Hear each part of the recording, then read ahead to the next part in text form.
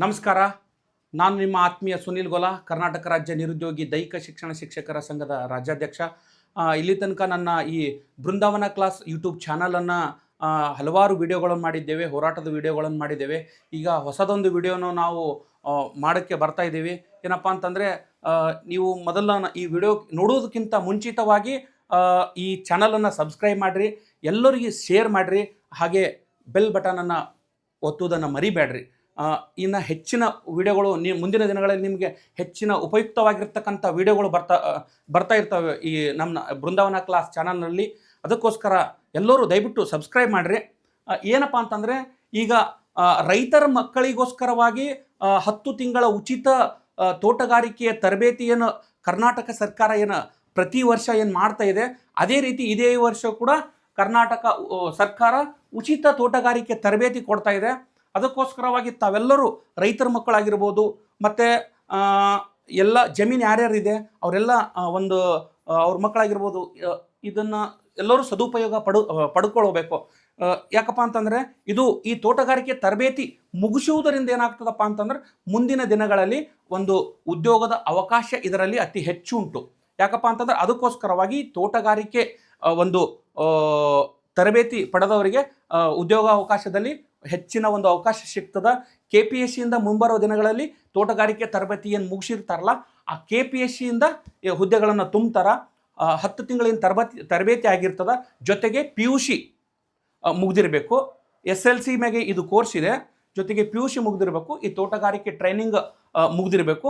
ಅಂಥವು ಎರಡನ್ನೂ ಪರಿಗಣಿಸಿ ತೋಟಗಾರಿಕೆ ಇಲಾಖೆಯಲ್ಲಿ ಗಾರ್ಡನ್ ಹುದ್ದೆಗಳನ್ನು ತುಂಬ್ತಾರ. ಅದೇ ರೀತಿ ಡಿಗ್ರಿ ಮುಗಿದಿರಬೇಕು, ಜೊತೆಗೆ PUC ಮುಗಿದು ಡಿಗ್ರಿ ಮುಗಿದು ಅದರಲ್ಲಿ ತೋಟಗಾರಿಕೆ ಟ್ರೈನಿಂಗ್ ಕೂಡ ಮುಗಿದಿದ್ರೆ ಗಾರ್ಡನರ್ ಹುದ್ದೆಗಳನ್ನು ತುಂಬಿಕೊಳ್ತಾರೆ. ಆ ಗಾರ್ಡನರ್ ಹುದ್ದೆಗಳೆಲ್ಲಪ್ಪ ಅಂತಂದ್ರೆ PUC ಜೊತೆಗೆ ಈ ತೋಟಗಾರಿಕೆ ಇಲಾಖೆ ಟ್ರೈನಿಂಗ್ ಮುಗಿದಿರಬೇಕು. ಗಾರ್ಡನರ್ ಹುದ್ದೆಗಪ್ಪ ಅಂತಂದ್ರೆ SLC ಮುಗಿದು ಈ ಟ್ರೈನಿಂಗ್ ಮುಗಿದ್ರೆ ಸಾಕು. ಅಂತ ಸುಮಾರು 2019ರಲ್ಲಿ 200 ಹುದ್ದೆಗಳು ತುಂಬಿಕೊಂಡಿದ್ದಾರೆ.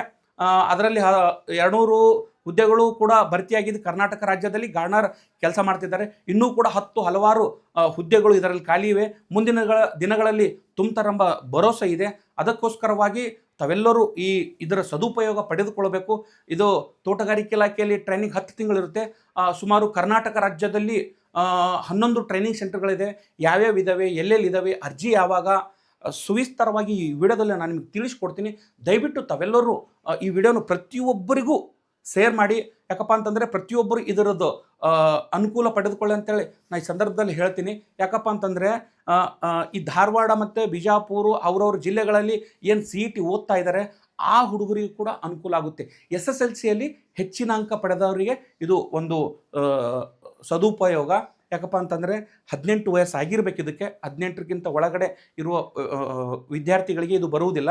ಅದಕ್ಕೋಸ್ಕರವಾಗಿ ಇಲ್ಲಿ ಉಚಿತ ಊಟದ ಜೊತೆಗೆ ಉಚಿತ ವ್ಯವಸ್ಥೆ ಇರುತ್ತೆ, ಹಾಸ್ಟೆಲ್ ವ್ಯವಸ್ಥೆ ಇರುತ್ತೆ. ಉತ್ತಮವಾಗಿರ್ತಕ್ಕಂಥ ವಾತಾವರಣದಲ್ಲಿ ಇಲ್ಲಿ ಕಾಲ ಕಳಿಬೇಕಾಗ್ತದೆ. ಒಂದು 10 ತಿಂಗಳು ಉತ್ತಮವಾಗಿರ್ತಕ್ಕಂಥ ಪರಿಸರದೊಂದಿಗೆ ಇಲ್ಲಿ ಕಾಲ ಕಳಿಬೇಕಾಗ್ತದೆ. ತೋಟಗಾರಿಕೆ ಸಮಗ್ರ ಮಾಹಿತಿ ಏನಪ್ಪ ಅಂತಂದರೆ ನಾನು ಈಗ ತಿಳಿಸ್ಕೊಡಕ್ಕೆ ಹೋಗ್ತೀನಿ ನಿಮಗೆ. ಈ ತೋಟಗಾರಿಕೆ ಇಲಾಖೆಪ್ಪ ಅಂತಂದ್ರೆ, ತೋಟಗಾರಿಕೆ ಇಲಾಖೆಯಲ್ಲಿ ಇದೇ 2026-27ನೇ ಸಾಲಿನಲ್ಲಪ್ಪ ಅಂತಂದ್ರೆ ದಿನಪತ್ರಿಕೆಗಳಲ್ಲಿ ಪ್ರಕಟ ಆಗಿದ್ದ ವಿಷಯ ಏನಪ್ಪ ಅಂತ 12/3/2026 ಪ್ರಕಟ ಆಗಿದೆ. ಅರ್ಜಿ ಪಡೆಯುವುದು ಎಲ್ಲಿ ಪಡಿಬೇಕಪ್ಪ ಅಂತಂದ್ರೆ ಆನ್ಲೈನ್ದಾಗೂ ಸಿಗ್ತದೆ ನಿಮಗೆ. ಜೊತೆಗೆ ತೋಟಗಾರಿಕೆ ಇಲಾಖೆಯಲ್ಲಿ ಅಲ್ಲಿ ಕೂಡ ಹೋದರೆ ನಿಮಗೆ ಜಂಟಿ ನಿರ್ದೇಶಕರ ಇಲಾಖೆಯಲ್ಲಿ ಅಲ್ಲಿ ಕೂಡ ಸಿಗುತ್ತೆ. ತೋಟಗಾರಿಕೆ ಇಲಾಖೆಯಲ್ಲಿ ಅರ್ಜಿ ಪಡೆಯುವಿಕೆ ಯಾರು ಪಡಿತಾರಪ್ಪ ಅಂತಂದ್ರೆ, ಅರ್ಜಿಗಳನ್ನು ಜಿಲ್ಲಾ ತೋಟಗಾರಿಕೆ ಜಂಟಿ ನಿರ್ದೇಶಕರು, ಹಿರಿಯ ಸಹಾಯಕ ತೋಟಗಾರಿಕೆ ನಿರ್ದೇಶಕರ ಕಚೇರಿಯಲ್ಲಿ ಅಥವಾ ವೆಬ್ಸೈಟಲ್ಲಿ ಕೂಡ ಇದು ನಿಮಗೆ ಲಭ್ಯ ಇದೆ ಅಂತೇಳಿ ಹೇಳೋಕ್ಕೆ ಇಷ್ಟಪಡ್ತೀನಿ.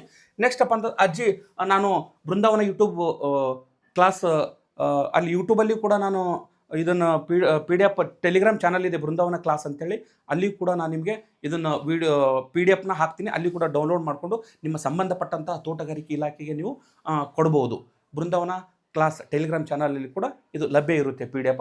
ಅಲ್ಲಿ ಜಾಯಿನ್ ಆಗಿ ತಾವು ಇದರ ಸದುಪಯೋಗ ಪಡೆದುಕೊಳ್ಬೇಕು. ಇದು ಅರ್ಜಿ ಶುಲ್ಕಪ್ಪ ಅಂತಂದ್ರೆ ಜಸ್ಟ್ ಏನಪ್ಪ ಅಂತಂದ್ರೆ, ಅಭ್ಯರ್ಥಿಗಳಿಗೆ ಭರ್ತಿ ಮಾಡಿದ ಅರ್ಜಿಯನ್ನು ಆಯಾ ಜಿಲ್ಲಾ ತೋಟಗಾರಿಕೆ ಜಂಟಿ ನಿರ್ದೇಶನ, ಹಿರಿಯ ತೋಟಗಾರಿಕೆ ನಿರ್ದೇಶನ ಕಚೇರಿಗೆ ಸಲ್ಲಿಸುವ ಅರ್ಜಿ ಶುಲ್ಕದ ಬಾಬ್ತು ಏನಪ್ಪ ಅಂತಂದರೆ ಜಸ್ಟ್ 30 ರೂಪಾಯಿ ಇರುತ್ತೆ. ಅದು ಪರಿಶಿಷ್ಟ ಜಾತಿ, ಪರಿಶಿಷ್ಟ ಪಂಗಡ ಹಾಗೂ ಅಂಗವಿಕಲ ಅಭ್ಯರ್ಥಿಗಳಿಗೆ 15 ರೂಪಾಯಿ ಇರುತ್ತೆ. ಮೌಲ್ಯದ Indian postal order demand drop payment channel ಮುಖೇನ ಆಯಾ ಜಿಲ್ಲೆಯ ತೋಟಗಾರಿಕಾ ಜಂಟಿ ನಿರ್ದೇಶಕರ ಹೆಸರಿನಲ್ಲಿ ಪಡೆದು ಅರ್ಜಿಯೊಂದಿಗೆ ಲಗತ್ತಿಸಿಯಪ್ಪ ಅಂತಂದ್ರೆ ನೀವು ತೋಟಗಾರಿಕೆ ಇಲಾಖೆಯಲ್ಲಿ ಕೊಡಬೇಕಾಗುತ್ತೆ.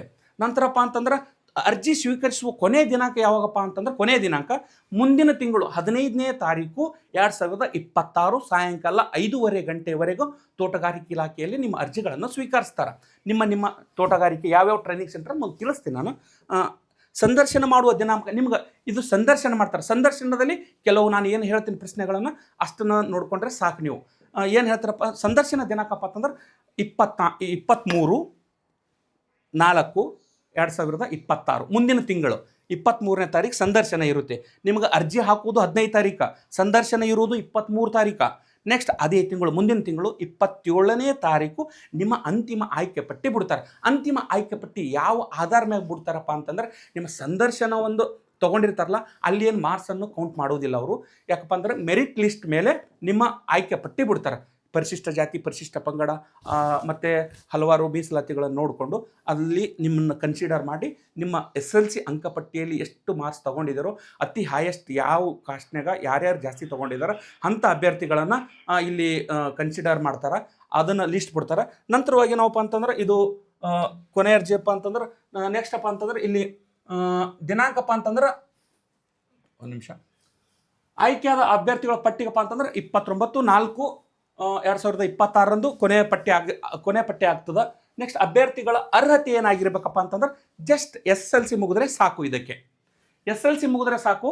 ತರಬೇತಿ ಪಡೆದ ಬಯಸುವ ಅಭ್ಯರ್ಥಿಗಳು ತಂದೆ ತಾಯಿ ಪೋಷಕರು ಹೆಸರಿನಲ್ಲಿ ಕಡ್ಡಾಯವಾಗಪ್ಪ ಅಂತಂದ್ರೆ ಜಮೀನನ್ನು ಹೊಂದಿರಲೇಬೇಕು.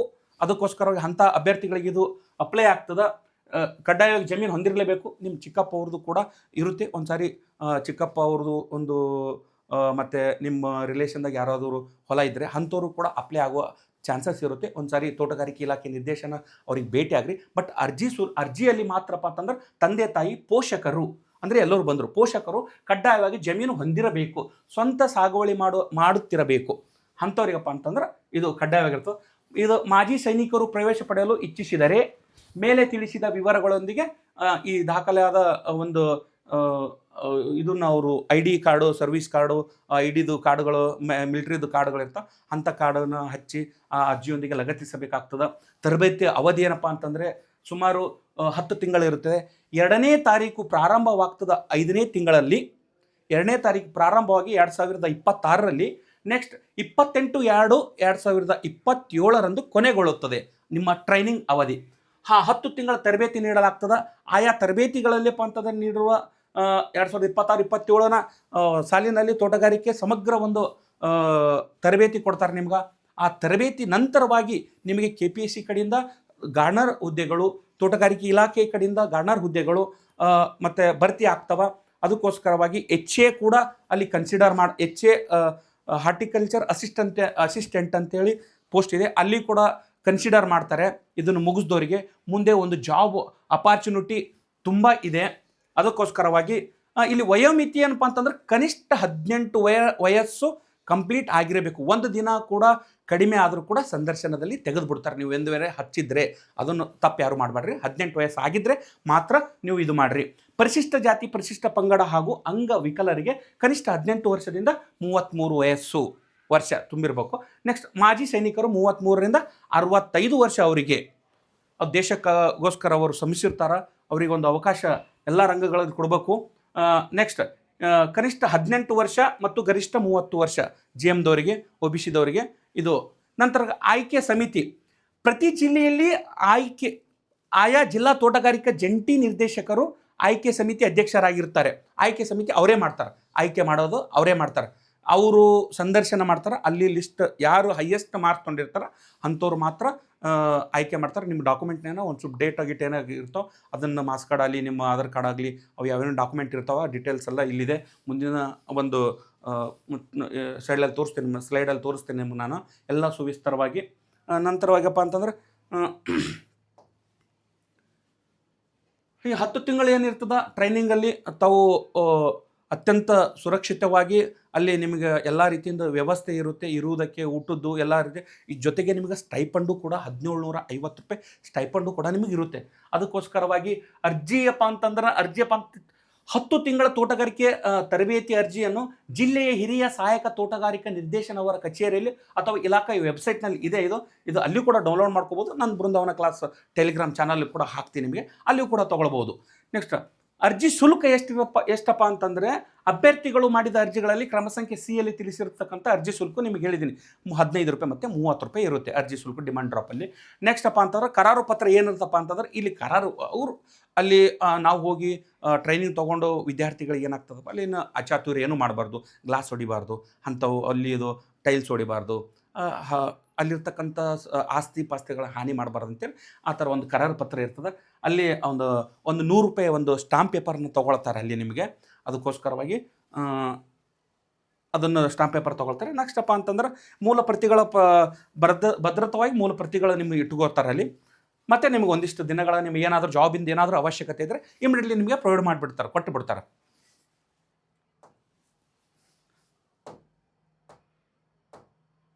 ನೆಕ್ಸ್ಟ್ ಅಪ್ಪ ಅಂತಂದ್ರೆ ತರಬೇತಿ ಸ್ಥಳಗಳಪ್ಪ ಅಂತಂದ್ರೆ ಕರ್ನಾಟಕ ರಾಜ್ಯದಲ್ಲಿ ಒಟ್ಟು 11 ಕಡೆ ತರಬೇತಿ ಕೊಡ್ತಾರೆ ಅಪ್ಪ ಅಂತಂದ್ರೆ ಪರೀಕ್ಷಾ ಅರ್ಹತೆ ಅಪ್ಪ ಅಂತಂದ್ರೆ ಶೇಕಡ ಅಲ್ಲಿ ಟ್ರೈನಿಂಗ್ ಮುಗಿಸ್ದವರಿಗೆ 75% ಹಾಜರಿ ಕಡ್ಡಾಯವಾಗಿರುತ್ತದೆ. ನೆಕ್ಸ್ಟ್ ಏನಾದರೂ ನಿಮಗೆ ಹುಷಾರಿದ್ದಿದ್ದಿಲ್ಲಪ್ಪ ಅಂತಂದರೆ ಒಂದು ಡಾಕ್ಟರ್ ಸರ್ಟಿಫಿಕೇಟ್ ಹಚ್ತಾರೆ, ಒಂದು 30 ದಿನಗಳವರೆಗೆ ನಿಮ್ಗೆ ಒಂದು ಕಾಲಾವಕಾಶ ಮತ್ತೆ ಕೊಡ್ತಾರೆ ಪರೀಕ್ಷೆಗೆ ನಿಮ್ಗೆ ಹಾಜರಾಗ್ಲಕ್ಕ. ಒಂದೊಂದು ಕಡೆಗೆ ಒಂದು ಹೆಚ್ಚು ಕಡಿಮೆನೂ ಕೊಡ್ಬೋದು ಹುಷಾರಿಲ್ಲ ಅಂತಂದ್ರೆ ನೋಡೋಣ. ಇಲ್ಲಿ ಕೊಟ್ಟಿರತಕ್ಕಂಥದ್ದು ಮಾಹಿತಿ 30 ದಿನಗಳು. ನೆಕ್ಸ್ಟ್ ಅಪ್ಪ ಅಂತಂದ್ರೆ ತರಬೇತಿ ಪರೀಕ್ಷೆ ಮೌಲ್ಯಮಾಪನಗಳಪ್ಪ ಅಂತಂದ್ರೆ 35%, ನೆಕ್ಸ್ಟ್ 50%, 60%. ಯಾವ ರೀತಿಯಪ್ಪ ಅಂತಂದ್ರೆ ತರಬೇತಿ ಅಂತ್ಯದಲ್ಲಿ ಪ್ರಾಯೋಗಿಕ ಪರೀಕ್ಷೆ ನಿಮಗೆ ಪ್ರಾಕ್ಟಿಕಲು ಇರುತ್ತೆ, ಥಿಯರಿನೂ ಇರುತ್ತೆ. ಪ್ರಾಕ್ಟಿಕಲ್ ಅಂದರೆ ಯಾವ ರೀತಿ ಅಂತಂದ್ರೆ ಎಲ್ಲ ತೋಟಗಾರಿಕೆ ಬೆಳೆಗಳ ಕುರಿತು, ಎಲ್ಲ ಹಣ್ಣುಗಳು, ಎಲ್ಲ ತರಕಾರಿಗಳು, ಆ ರೀತಿ ಎಲ್ಲ ರೀತಿಯಾಗಿರ್ತಕ್ಕಂಥ ಸುಗಂಧ ದ್ರವ್ಯಗಳು ಕುರಿತು ತೋಟಗಾರಿಕೆ ಹಾರ್ಟಿಕಲ್ಚರ್ ತೋಟಗಾರಿಕೆ ಇಲಾಖೆ ಕುರಿತು ಸಂಪೂರ್ಣವಾಗಿ ಅಲ್ಲಿ ಮಾಹಿತಿ ಕೊಟ್ಟಿರ್ತಾರೆ. ಅದ್ರ ಕುರಿತು ನಿಮಗೆ ಅಲ್ಲಿ ಎಕ್ಸಾಮ್ ಬೇರೆ ಇಡ್ತಾರೆ. ಲಾಸ್ಟಿಗೆ ನಿಮ್ಗೆ 2 ಮಾರ್ಕ್ಸ್ ಕಾರ್ಡ್ ಕೂಡ ಬರುತ್ತೆ. ಆ ಮಾರ್ಕ್ಸ್ ಕಾರ್ಡ್ ಕೂಡ ನಾನು ನಿಮಗೆ ಬೃಂದಾವನ ಕ್ಲಾಸಲ್ಲಿ ಕೂಡ ಅದು ಟೆಲಿಗ್ರಾಮ್ ಚಾನಲಲ್ಲಿ ಕೂಡ ನಾನು ನಿಮ್ಗೆ ಹಾಕ್ತೀನಿ. ಭದ್ರತಾ ಠೇವಣಿಗಪ್ಪ ಅಂತಂದ್ರೆ ನಿಮ್ಮ ಕೂಡ 300 ರೂಪಾಯಿ ನಿಮ್ಮದು ಸ್ಟಾರ್ಟಿಂಗ್ ನಿಮ್ಮದು ಇಟ್ಕೊಂಡಿರ್ತಾರೆ. ಮತ್ತೆ ನಿಮ್ಮ ಟ್ರೈನಿಂಗ್ ಆದ ತಕ್ಷಣ ನಿಮಗೆ ಮತ್ತೆ ನಿಮ್ಗೆ ರಿಟರ್ನ್ ಮಾಡಿಬಿಡ್ತಾರೆ ಅದು ಅಮೌಂಟು. ನೆಕ್ಸ್ಟ್ ಇದು ಇಂಪಾರ್ಟೆಂಟ್ ಅಪ್ಪ ಅಂತಂದ್ರೆ ನಿಮಗೆ ಸಮವಸ್ತ್ರ ಫಿಕ್ಸ್ 2 ಜೊತೆ ನೀವು ಸಮವಸ್ತ್ರ ಜೊತೆಗೆ ತೊಗೊಂಡು ಹೋಗಬೇಕು. ಅವು ಹಸಿರು ಬಣ್ಣದ ಸಮವಸ್ತ್ರ ಆಗಿರಬೇಕು. ಜೊತೆಗೆಪ್ಪ ಅಂತಂದರೆ ಒಳ್ಳೆ ಸಾಕ್ಸ್ ಮತ್ತು ನಿಮಗೆ ಶೂ, ದೊಡ್ಡ ಶೂ ಇರ್ತಾವೆ ನೋಡ್ರಿ, ಅವು ಕಾರ್ಮಿಕರು ಹಾಕೊಂಡಿರ್ತಾರಲ್ಲ ಅಂಥ ಶೂಗಳನ್ನು ಬಳಸೋದ್ರಿಂದ ನಿಮಗೆ ಅಲ್ಲಿ ಯಾವುದೇ ರೀತಿಯಾಗಿರ್ತಕ್ಕಂತಹ ತೊಂದರೆಗಳಾಗೋದಿಲ್ಲ. ಯಾಕಂದ್ರೆ ನೀವು ಅತಿ ಹೆಚ್ಚಾಗಿ ಅಲ್ಲಿ ಕಾಲ ಕಳಿಬೇಕಾಗಿರ್ತಕ್ಕಂಥದ್ದು ತೋಟಗಾರಿಕೆ ಇಲಾಖೆಯಲ್ಲಿ ಹೊಲದಲ್ಲಿ ನಿಮ್ಮದು ಅಲ್ಲಿ ಯಾಕಪ್ಪ ಅಂತಂದರೆ ತೋಟಗಾರಿಕೆ ಇಲಾಖೆಯಲ್ಲಿ ನೀವು ಅಲ್ಲಿ ಹೊಲದಲ್ಲಿ ಕೆಲಸ ಮಾಡೋದು ಇರುವುದರಿಂದ ಅದಕ್ಕೋಸ್ಕರವಾಗಿ ನೀವು ಅಲ್ಲಿ ಶೂ ಧರಿಸ್ಕೋಬೇಕಾಗಿರ್ತಕ್ಕಂಥದ್ದು ಅತಿ ಅವಶ್ಯಕ. ಯಾಕಂದ್ರೆ ಹಾವು ಚೇಳುಗಳು ಇರುವುದಿಲ್ಲ, ಎಲ್ಲ ರೈತರು ಮಾಡ್ತಿರ್ತಾರೆ. ಬಟ್ ನೀವು ವಿದ್ಯಾರ್ಥಿಗಳಲ್ಲ, ಅದಕ್ಕೋಸ್ಕರ ನಿಮ್ಮ ಭದ್ರತೆಗೂ ಒಂದು ಜೊತೆ ಶೂನು ಒಯ್ದರೆ ನಿಮಗೆ ಒಳ್ಳೆಯದು. ಯಾಕಪ್ಪ ಅಂತಂದರೆ ನೆಕ್ಸ್ಟ್ ವಿಶೇಷ ಸೂಚನೆಪ್ಪ ಅಂತಂದರೆ ಅಭ್ಯರ್ಥಿಗಳ ಆಯ್ಕೆ ಮಾಡುವ ಸಮಿತಿಯು ಸರ್ಕಾರದ ಮೀಸಲಾತಿ ನಿಯಮದ ಕಡ್ಡಾಯವಾಗಿರ್ತದೆ. ಅಲ್ಲಿ ಇದು ಮಾಡ್ತಾರೆ, ಅದರ ನಿಯಮದ ಪ್ರಕಾರ ಆಯ್ಕೆ ಮಾಡ್ತಾರೆ. ನೆಕ್ಸ್ಟ್ ಅಪ್ಪ ಅಂತಂದರೆ ಈ ತೋಟಗಾರಿಕೆ 2026-27ನೇ ಸಾಲಿನಲ್ಲಿ ಅಭ್ಯರ್ಥಿಗಳಪ್ಪ ಅಂತಂದ್ರೆ ಈ ಸಾಲಿನ ತರಬೇತಿ ಅಭ್ಯರ್ಥಿಗಳು ಶಿಷ್ಯ ವೇತನ ಇರ್ತದೆ. ಇವರಿಗೆ 1750 ರೂಪಾಯಿ ಪ್ರತಿ ಮಾಸಿಕವಾಗಿ 1750 ರೂಪಾಯಿ ನಿಮಗೆ ಬರ್ತದೆ. ಆ ತೋಟಗಾರಿಕೆ ಇಲಾಖೆಯಪ್ಪ ಅಂತಂದ್ರೆ ನಿಮಗೆಲ್ಲ ಉಚಿತವಾಗಿ ಕೊಟ್ಟು ಕೂಡ ನಿಮಗೆ ಈ ರೀತಿ ಅವಕಾಶ ಮಾಡಿಕೊಟ್ಟಿದೆ. ಇದು ಎಲ್ಲರಿಗೂ ಕೂಡ ಹೆಲ್ಪ್ ಆಗುತ್ತೆ ಇದು. ನೆಕ್ಸ್ಟ್ ಅಪ್ಪ ಅಂತಂದರೆ ಕರ್ನಾಟಕ ರಾಜ್ಯದಲ್ಲಿ ಎಷ್ಟು ತೋಟಗಾರಿಕೆ ಇಲಾಖೆಗಳಿದ್ದಾವೆ, ಯಾವ್ಯಾವ ಜಿಲ್ಲೆಗಳಲ್ಲಿ, ಯಾವ್ಯಾವ ವಿಭಾಗ ಮಟ್ಟದಲ್ಲಿ ಯಾವ್ಯಾವ ಎಲ್ಲೆಲ್ಲಿ ಇದ್ದಾವೆ ಅಂತೇಳಿ ಸುವಿಸ್ತಾರವಾಗಿ ನೋಡೋಣ. ಈಗ ಬೆಂಗಳೂರಲ್ಲಿ ಮೇನ್ ವಂಡರ್ಫುಲ್ ಇದೆ, ಚೆನ್ನಾಗಿದೆ. ಅಲ್ಲಿ ಬೆಂಗಳೂರಲ್ಲಿ ಕೂಡ ಚೆನ್ನಾಗಿದೆ, ಹಾಗೂ ಮೈಸೂರಲ್ಲಿ ಕೂಡ ಚೆನ್ನಾಗಿದೆ, ಕಲಬುರಗಿಯಲ್ಲಿ ಕೂಡ ತುಂಬ ಚೆನ್ನಾಗಿದೆ, ಮೈಸೂರಲ್ಲಿ ಕೂಡ ತುಂಬ ಚೆನ್ನಾಗಿದೆ. ವಿಭಾಗ ಮಾರು ಬೆಳಗಾವಿಯಲ್ಲಿ ಕೂಡ ತುಂಬ ಚೆನ್ನಾಗಿದೆ. ಎಲ್ಲ ಕಡೆಗೆ ಒಂದು ಹೈಫೈ ರೂಮ್ಗಳಿರ್ತವೆ, ಎಲ್ಲ ಒಂದು ಇರುವುದಕ್ಕೆ ವ್ಯವಸ್ಥೆ ಇದೆ. ಯಾಕಪ್ಪ ಅಂತಂದರೆ ನಾನು ತೋಟಗಾರಿಕೆ ಇಲಾಖೆ ಟ್ರೈನಿಂಗ್ ಕೂಡ ನಂದು ಆಗಿದೆ, ಹಾರ್ಟಿಕಲ್ಚರ್ ಟ್ರೈನಿಂಗ್ 10 ತಿಂಗಳಾಗಿದೆ. ಅದಕ್ಕೋಸ್ಕರವಾಗಿ ಇದನ್ನು ಅಷ್ಟೊಂದು ಸಲೀಸಾಗಿ ಎಲ್ಲ ಅಷ್ಟು ಸುಲಭವಾಗಿ ನಾನು ನಿಮಗೆ ವಿಷಯನ ಪ್ರಸ್ತಾಪ ಮಾಡ್ತಾ ಇದ್ದೇನೆ. ಯಾಕಪ್ಪ ಅಂತಂದರೆ ಬೆಂಗಳೂರಲ್ಲಿ ಲಾಲ್ಬಾಗ್ ಇಲ್ಲಿ ಸಂಬಂಧಪಟ್ಟಂಥ ಜಿಲ್ಲೆಗಳು ಯಾವ ಬರ್ತಾವೆ, ಬೆಂಗಳೂರು ಅಂದರೆ ಬೆಂಗಳೂರು ಗ್ರಾಮೀಣ, ರಾಮನಗರ, ನೆಕ್ಸ್ಟ್ ಬೆಂಗಳೂರು ನಗರ, ನೆಕ್ಸ್ಟ್ ಬೆಂಗಳೂರು ಇದು ನಗರಗಣ ಕೋಲಾರ, ಚಿಕ್ಕಬಳ್ಳಾಪುರ, ತುಮಕೂರು. ಇಲ್ಲಿ ಈ ಬೆಂಗಳೂರು ವಿಭಾಗದಲ್ಲಿ ಇಲ್ಲಪ್ಪ ಅಂತಂದರೆ ಮತ್ತೆ ವಿಭಾಗದಾಗ ತಗೊಂಡ್ಕೊಂಡ್ರೆ ಅಯ್ಯನಹಳ್ಳಿ ಚಿತ್ರದುರ್ಗ ಜಿಲ್ಲೆಯಲ್ಲಿ. ನೆಕ್ಸ್ಟ್ ಅಪ್ಪ ಅಂತಂದರೆ ಮೈಸೂರು ವಿಭಾಗದಲ್ಲಿ ಅಪ್ಪ ಅಂತಂದ್ರೆ ಸೋಮನಹಳ್ಳಿ, ಇದು ಕಾವಲ್ ಹಾಸನ ಜಿಲ್ಲೆ. ನೆಕ್ಸ್ಟ್ ಬೀಜುವಳ್ಳಿ, ಮೂಡಿಗೆರೆ ಚಿಕ್ಕಮಗಳೂರು ಜಿಲ್ಲೆ.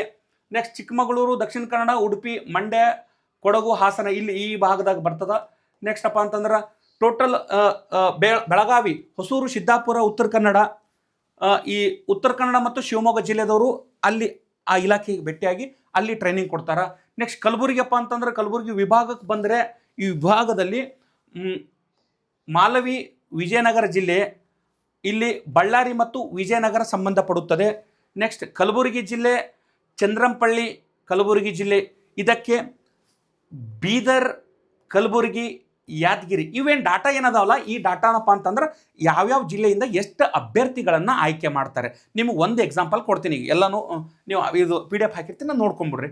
ಈಗ ಕಲಬುರಗಿ ಜಿಲ್ಲೆಯಲ್ಲಪ್ಪ ಬೀದರಿಂದ ಅಭ್ಯರ್ಥಿಗಳು 16 ಅಭ್ಯರ್ಥಿಗಳನ್ನು ಆಯ್ಕೆ ಮಾಡ್ತಾರೆ. ನೆಕ್ಸ್ಟ್ ಅಪ್ಪ ಅಂತಂದರೆ 15 ಕಲಬುರಗಿ ಅಭ್ಯರ್ಥಿಗಳನ್ನು ಆಯ್ಕೆ ಮಾಡ್ತಾರೆ. ಯಾದಗಿರಿ ಜಿಲ್ಲೆಯಿಂದ 17 ಅಭ್ಯರ್ಥಿಗಳನ್ನು ಆಯ್ಕೆ ಮಾಡ್ತಾರೆ. ಇಲ್ಲಿ ಇಷ್ಟು ಅಭ್ಯರ್ಥಿಗಳನ್ನು ಆಯ್ಕೆ ಮಾಡ್ತಾರೆ ಒಂದು ಸೆಂಟರಿಂದ, ಒಂದು ಟ್ರೈನಿಂಗ್ ಸೆಂಟರಿಂದ, ಒಂದು ಜಿಲ್ಲೆಯಿಂದ. ಒಂದು 3 ಜಿಲ್ಲೆಗಳು ಕೂಡಿ ಇದು ಕಲಬುರಗಿ ಜಿಲ್ಲೆಯದು ವಿಭಾಗದ್ದು ಆಯ್ಕೆ ಮಾಡ್ತಾರೆ. ನೆಕ್ಸ್ಟ್ ಬೆಳಗಾವಿ, ಎಲ್ಲಿ ಹಿಡಕಲ್ ಡ್ಯಾಮ್, ಬೆಳಗಾವಿ ಜಿಲ್ಲೆ. ಇದು ಬಿಜಾಪುರದವ್ರು ಯಾರ್ಯಾರು ಬಿಜಾಪುರದವರು ಬೆಳಗಾವಿ ಹಿಡಕಲ್ ಡ್ಯಾಮಿಗೆ ಸಂಬಂಧಪಡ್ತಾರೆ. ಇವರು ಬೆಳಗಾವಿ, ವಿಜಯಪುರ, ಬಾಗಲಕೋಟೆ ಅಭ್ಯರ್ಥಿಗಳು ಈ ಭಾಗಕ್ಕಲ್ಲೇ ಹಾಕ್ಬೋದು. ನೆಕ್ಸ್ಟ್ ಬೆಳಗಾವಿಯಲ್ಲಿ ಗದಗ ಜಿಲ್ಲೆ, ಗದಗ, ಹಾವೇರಿ, ಧಾರವಾಡದಲ್ಲಿದೆ. ಈ ಅಭ್ಯರ್ಥಿಗಳು ಕೂಡ ಹಾಕ್ಬೋದು. ನೆಕ್ಸ್ಟ್ ಈ ಒಟ್ಟು ವಿಭಾಗಕ್ಕೆ ಸಂಬಂಧಪಟ್ಟಂಥದ್ದು. ನೆಕ್ಸ್ಟ್ ಮೈಸೂರು ರಂಗಸಮುದ್ರ, ಮೈಸೂರು ಜಿಲ್ಲೆ, ಮೈಸೂರು, ಚಾಮರಾಜನಗರ. ನೆಕ್ಸ್ಟ್ ಕಲಬುರಗಿಯಪ್ಪ ಅಂತಂದ್ರೆ ಮುನಿರಾಬಾದ, ಕೊಪ್ಪಳ ಮತ್ತು ರಾಯಚೂರು ಅಭ್ಯರ್ಥಿಗಳು ಅಲ್ಲಿ ಹಾಕ್ಬೋದು. ಇಲ್ಲಿಯಪ್ಪ ಅಂತಂದ್ರೆ 20 ಮತ್ತು 40 ಒಟ್ಟು 432 ಜನರಿಗೆಪ್ಪ ಅಂತಂದ್ರೆ ಇದು ಟ್ರೈನಿಂಗ್ ಆಗಿರ್ತದೆ, ಸುವಿಸ್ತಾರವಾಗಿರ್ತದೆ. ಇಲ್ಲಿ ಎಲ್ಲ ರೀತಿಯಿಂದ ಅನುಕೂಲ ಆಗ್ತದೆ. ಇಲ್ಲಪ್ಪ ಅಂತಂದ್ರೆ ನಿಮಗೆ ಏನು ಗೊತ್ತಾಗಲ್ಲಪ್ಪ ಅಂತಂದರೆ ಒಂದು ವಿಷಯ ಕ್ಲಾರಿಟಿ ಕೊಡ್ತೇನೆ ನಿಮಗೆ. ಇದನ್ನು ಇಲ್ಲಿ ಫಾರ್ಮ್ ಯಾವ ರೀತಿ ತುಂಬೋದಂತೇಳಿ ಒಂದು 2 ನಿಮಿಷನಾಗ ಹೇಳ್ತೀನಿ. ಅಭ್ಯರ್ಥಿ ಹೆಸರು ಇರ್ತದೆ, ಈಸಿ ಇರ್ತದೆ. ತಂದೆ ಹೆಸರು ಆಗ್ಬೋದು. ಪರಿಶಿಷ್ಟ ಜಾತಿ ಯಾವ ಜಾತಿಗೆ ಸಂಬಂಧಪಟ್ಟಿರ್ತಾವು ಆ ಜಾತಿಗೆ ಹಾಕಬೇಕು. ಅಂಗವಿಕಲ ಇದ್ದರೆ ಅಂಗವಿಕಲ ಹಾಕಬೇಕು. ಸಾಮಾನ್ಯ ಇತರ ಏನು ಸಂಬಂಧಪಟ್ಟ ಅದು ಹಾಕಬೇಕು. ಅಭ್ಯರ್ಥಿಗಳು ಪರಿಶಿಷ್ಟ ಜಾತಿ ಪರಿಶಿಷ್ಟ ಪಂಗಡಕ್ಕೆ ಸೇರಿದರೆ ಅದು ಹಾಕಬೇಕು. ನೆಕ್ಸ್ಟ್ ಆಧಾರ್ ಕಾರ್ಡ್ ನಂಬರ್ ಇದೆ, ಅದು ನಂಬರ್ ಕೂಡ ಹಾಕಬೇಕು, UID ನಂಬರ್. ನೆಕ್ಸ್ಟ್ ಲಿಂಗ ಗಂಡು ಅಥವಾ ಹೆಣ್ಣು. ಅಭ್ಯರ್ಥಿಗಳು ಕಾಯಂ ಅಂಚೆ ವಿಳಾಸ, ನಿಮ್ಮ ಅಡ್ರೆಸ್ ಹಾಕಬೇಕು. ಇಲ್ಲಿ ನಿಮ್ಮ ಅಡ್ರೆಸ್ ಇಲ್ಲಿ ಹಾಕಬೇಕು. ನೆಕ್ಸ್ಟ್ ಆಧಾರ್ ಕಾರ್ಡ್ ಸಂಖ್ಯೆ ಮತ್ತು ಅದನ್ನು ಆಧಾರ್ ಕಾರ್ಡ್ ಪ್ರತಿಯನ್ನು ಲಗತ್ತಿಸಬೇಕು. ಹುಟ್ಟಿದ ದಿನಾಂಕ ಹಾಕಬೇಕು.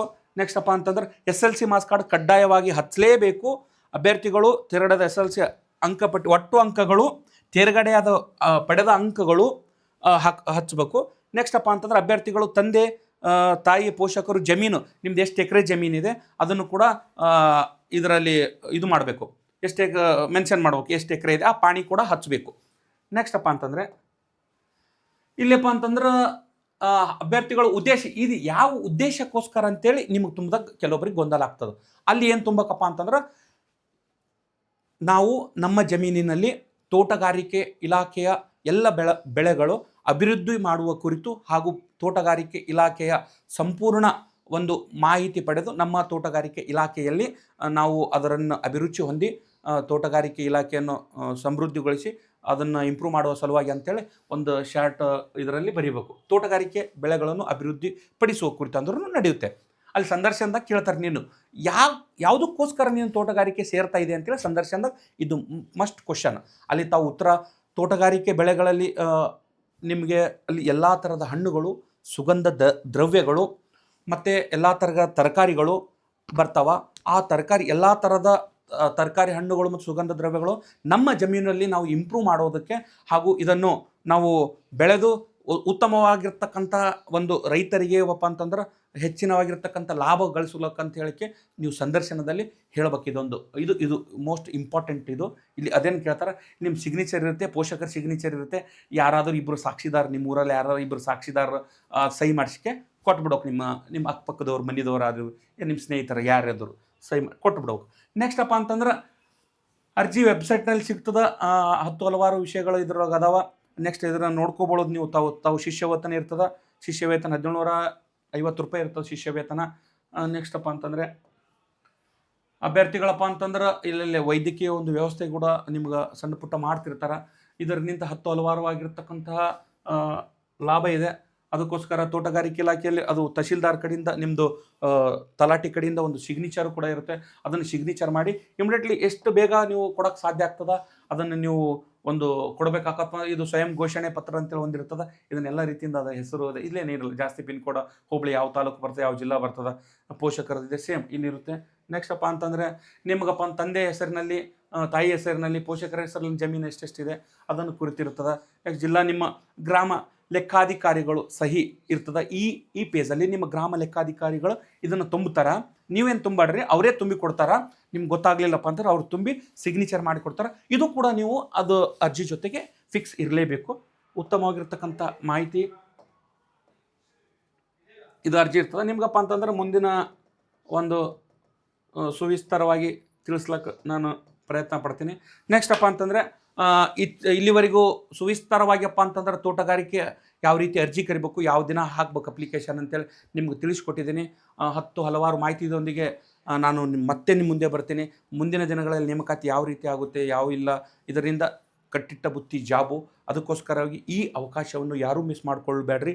SLC ಪರ್ಸೆಂಟೇಜ್ ಯಾರು ಜಾಸ್ತಿ ಇದೆ ಅವರು ಕೂಡ ಖಂಡಿತ ಇದರ ಸದುಪಯೋಗ ಪಡೆದುಕೊಳ್ಳಂತೇಳಿ ಹೇಳ್ತಾ, ಈ ಚಾನಲನ್ನು ತಪ್ಪದೆ ಈ ವಿಷಯನ್ನು ಎಲ್ಲರಿಗೂ ಶೇರ್ ಮಾಡಿ.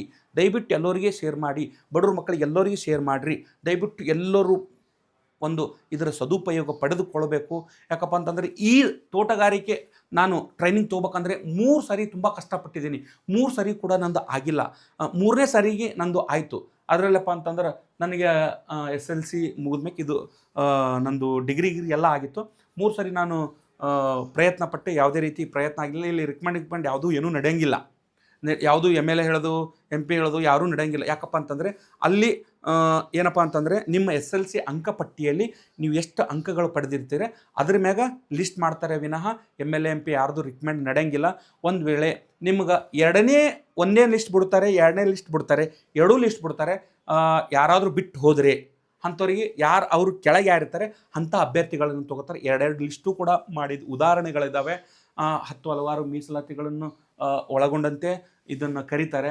ಇದರ ಸದುಪಯೋಗ ತಾವೆಲ್ಲರೂ ಪಡೆದುಕೊಳ್ತೀರಂತೇಳಿ ಹೇಳ್ತಾ, ನನ್ನ ಈ ಬೃಂದಾವನ ಕ್ಲಾಸ್ ಯೂಟ್ಯೂಬ್ ಚಾನಲನ್ನು ಎಲ್ಲರೂ ದಯವಿಟ್ಟು ಸಬ್ಸ್ಕ್ರೈಬ್ ಮಾಡಿ, ಎಲ್ಲರಿಗೆ ಶೇರ್ ಮಾಡಿ. ನಾನು ನಿಮ್ಮ ಆತ್ಮೀಯ ಸುನೀಲ್ ಗೋಲ. ಮತ್ತೆ ನಮಸ್ಕಾರ. ಮತ್ತೆ ಮುಂದಿನ ವಿಡಿಯೋಗಳಲ್ಲಿ ಕಾಣೋಣ. ನಮಸ್ಕಾರ.